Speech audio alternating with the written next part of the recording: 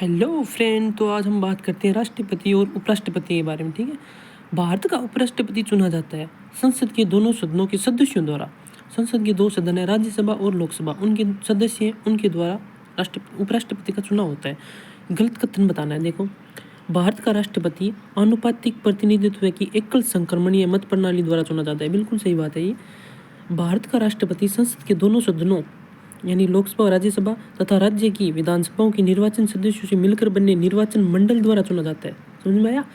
राष्ट्रपति है वो संसद के दोनों सदन है ना, राज्यसभा और लोकसभा, उनमें जो निर्वाचन सदस्य हैं, और राज्यों में जो विधानसभाएं होती हैं उनके जो निर्वाचन सदस्य हैं उनसे बने निर्वाचन मंडल के द्वारा चुना जाता है। और इसके अलावा संसद के दोनों सदनों के नाम निर्दिष्ट सदस्य राष्ट्रपति के निर्वाचन मंडल का हिस्सा नहीं होते हैं। सही बात है, ऐसा नहीं होती है। इसमें संसद के दोनों सदनों के नाम निर्दिष्ट सदस्य होते हैं ना, वो निर्वाचन मंडल का हिस्सा नहीं होते हैं। इसके अलावा दिल्ली और पुडुचेरी विधानसभाओं के सदस्य राष्ट्रपति के निर्वाचन मंडल का हिस्सा नहीं होते हैं। ये बात गलत है, होते हैं वो। ठीक है, दिल्ली और पुडुचेरी विधानसभा के सदस्य है ना, जो राष्ट्रपति के निर्वाचन मंडल में हिस्सा होते हैं। इन्होंने बोला है कि नहीं होते हैं, तो ये गलत हो जाएगा। ठीक है। इसके अलावा देखो, निर्विरोध रूप से निर्वाचित भारत के राष्ट्रपति, निर्विरोध रूप से भारत के राष्ट्रपति चुने गए थे नीलम संजीव रेड्डी। ठीक है। ये देखो, कौन सा कथन भारत के राष्ट्रपति के संबंध में सही है? राष्ट्रपति एक निर्वाचन मंडल द्वारा निर्वाचित होता है जिसमें संसद के सभी सदस्य भाग लेते हैं। नहीं, संसद के जो निर्वाचित सदस्य हैं वो ही भाग लेते हैं राष्ट्रपति के निर्वाचन मंडल में। ठीक है, तो ये गलत है, हमें सही बताना है। देखो, संसद के किसी निर्वाचित सदस्य और राज्य विधानसभाओं के निर्वाचन सदस्य निर्वाचन मंडल बनाते हैं और जो राष्ट्रपति का निर्वाचन करते हैं। सही बात है, संसद के सभी निर्वाचित सदस्य और राज्य विधानसभाओं के निर्वाचित सदस्य निर्वाचन मंडल बनाते हैं और राष्ट्रपति का निर्वाचन करते हैं। ये बात सही है। ठीक है।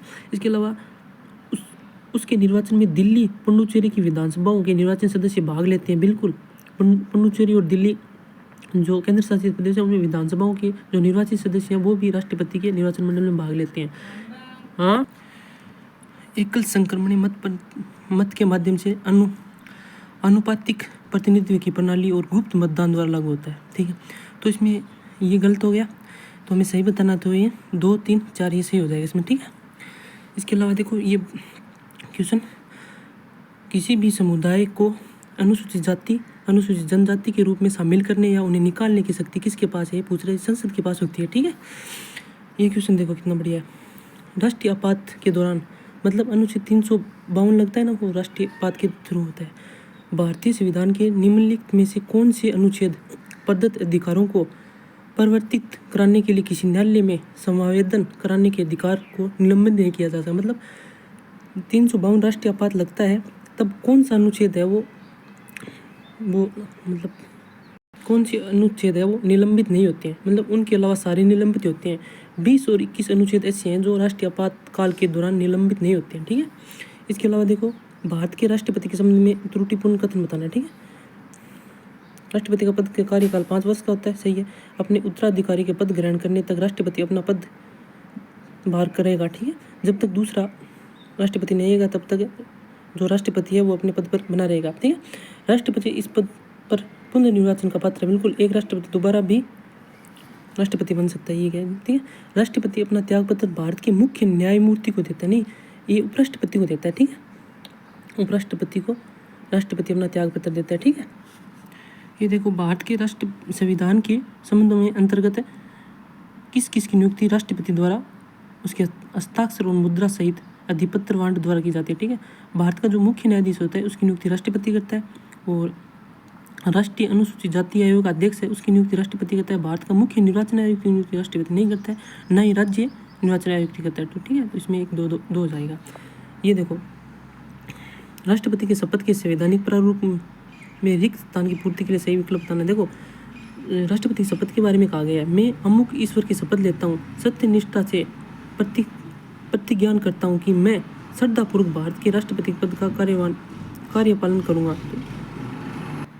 पहले तो देखो, शपथ, राष्ट्रपति की शपथ है वो अनुच्छेद 60 के अंदर है। ठीक है। इसमें क्या है कि राष्ट्रपति कहता है कि श्रद्धापूर्वक राष्ट्रपति पद के कर्तव्यों का पालन करूंगा मैं। ठीक है। और इसके अलावा अपनी पूरी योग्यता से संविधान और विधि का संरक्षण और प्रतिरक्षण करूंगा। भारत की जनता की सेवा और उनके कल्याण के प्रति अपनी निष्ठा श्रद्धापूर्वक रखूँगा। ठीक है, तो यही आर्टिकल 60 में शपथ के बारे में कहा गया। तो यही है कि मैं अमुक ईश्वर की शपथ लेता हूँ कि मैं सत्य निष्ठा से प्रतिज्ञान करता हूँ कि मैं श्रद्धापूर्वक भारत के राष्ट्रपति के पद का कार्य पालन करूँगा। ठीक है, मतलब कार्य का पालन करूँगा, ये है इसमें। ठीक है, इसके अलावा ये देखो, भारत के राष्ट्रपति पर महाभियोग की प्रक्रिया का कौन सा भाग सही नहीं है। ठीक है, पहले तो महाभियोग है ना, महाभियोग की प्रक्रिया आर्टिकल 61 के अंदर है। ठीक है, इसमें क्या है कि संविधान के अतिक्रमण के लिए राष्ट्रपति पर महाभियोग लगाया जाता है। बिल्कुल सही बात है, अतिक्रमण के लिए राष्ट्रपति पर महाभियोग लगाया जाता है। महाभियोग के लिए संकल्प कम से कम 14 दिन की लिखित सूचना दिए जाने के पश्चात प्रस्तावित किया जाना चाहिए, जो सदन की कुल सदस्य संख्या के कम से कम 1/4 सदस्यों द्वारा हस्ताक्षर हो। ठीक है, तभी महाभियोग राष्ट्रपति में लगाया जा सकता है। इसके अलावा देखो, महाभियोग के लिए संकल्प सदन की कुल सदस्य संख्या के कम से कम 2/3 बहुमत द्वारा पारित किया जाना चाहिए। ठीक है, राष्ट्रपति पर बाधित साबित कदाचार या असमर्थता के आधार पर महाभियोग लगाया नहीं, ये गलत है इसमें। ठीक है, देखो, राष्ट्रपति के महाभियोग के बारे में थोड़ा सा मैं आपको बता देता हूँ। राष्ट्रपति द्वारा संविधान का अतिक्रमण, ठीक है, करके राष्ट्रपति महाभियोग लगाया जाता है, जो कि आर्टिकल 61 के अंदर है। ठीक है, इसके अलावा संसद यह प्रस्ताव लाकर राष्ट्रपति को पद से हटा सकती है। ठीक है, महाभियोग लाकर संसद है वो राष्ट्रपति को पद से हटा सकती है। राष्ट्रपति पर महाभियोग संसद के दोनों सदनों के निर्वाचित सदस्य व मनोनीत सदस्यों ही भाग लेते हैं। मतलब जो महाभियोग की प्रक्रिया होती है उसमें संसद के दोनों सदन है ना, जो लोकसभा राज्यसभा, उनके जो निर्वाचित सदस्य हैं वो ही महाभियोग में भाग लेते हैं। ठीक है, इसके अलावा अब तक राष्ट्रपति पर महाभियोग एक भी बार नहीं लाया गया भारत के अंदर। ठीक है, महाभियोग की एक भी बार लाने की जरूरत नहीं हुई अभी तक। ठीक है, और एक ये ध्यान में रखना कि महाभियोग की प्रक्रिया है वो भारत आयरलैंड से लिया। ठीक है, और 1/4 सदस्य द्वारा लिखित नोटिस होना चाहिए और 2/3 बहुमत से पारित प्रस्ताव राष्ट्रपति को पद से हटाने के लिए बाध्यकारी है। ठीक है, इसके अलावा देखो, राज्यों में राष्ट्रपति से संबंधित भारतीय संविधान का कौन सा अनुच्छेद, राष्ट्रपति शासन लगता है ना, राष्ट्रपति शासन 356 के तहत लगता है। ठीक है, और आपातकाल बताया था आपको, राष्ट्रीय आपात लगता है 352, वित्तीय आपात 360, जो अभी तक भारत में एक भी बार नहीं लगा। इसके अलावा उपराष्ट्रपति राष्ट्रपति के त्यागपत्र को किसे संसूचित करता है, मतलब लोकसभा का अध्यक्ष उसको, उपराष्ट्रपति है वो राष्ट्रपति के त्याग से संसूचित करता है। ठीक है, तो नेक्स्ट वीडियो में मिलते हैं, बाय बाय, टेक यू।